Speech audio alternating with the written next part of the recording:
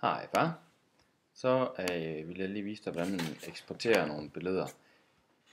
Jeg har valgt iPhoto her, så viser jeg enten begivenheder, fotos, ansigter eller steder, eller en mappe et eller andet sted, hvor jeg kan se mine billeder. Og så vælger jeg bare billeder, jeg vil lade mindre. Derefter går jeg op på arkiv, vælger eksportere. Så her har jeg så forskellige, det behøver ikke være det samme du har, som du ser her, men du skal også vælge den, der hedder eksportere arkiv, og så kan du vælge kvaliteten, medium er sikkert godt nok, for eksempel vælge lokalitetsoplysninger, hvis det betyder noget i din billedramme, og titel og nøgleord, det er ligesom har givet dem navn inde i iPhoto, for eksempel her, den hedder Obi-Wan with his last Padawan.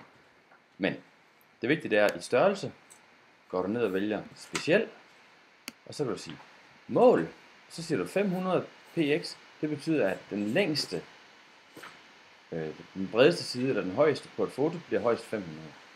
Arkivnavn kan du gøre forskellige ting. Det nemmeste er nok bare at bruge arkivnavn. Så trykker du på eksportere. Så spørger den, hvor skal den ligge den henne?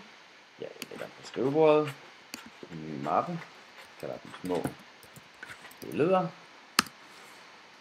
Og så gør vi 1, 2, 3, 4, bluff.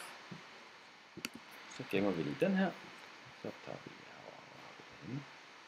Så har vi der små billeder. Okay. Se, 45 kilobyte. Meget små billeder. Men de er faktisk ret fine alligevel i kvalitet.